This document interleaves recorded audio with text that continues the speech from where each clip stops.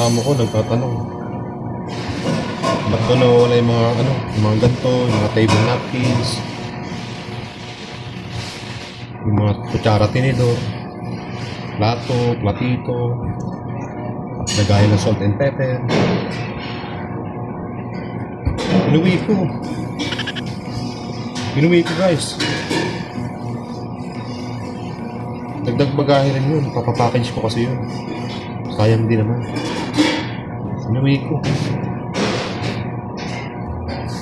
Ano kasi pag-uwi ko ng Pinas, tayo ng catering business. Minsan naman bumili pa ako, di ba? Inuwi ko. Pinoy tayo madiskarte.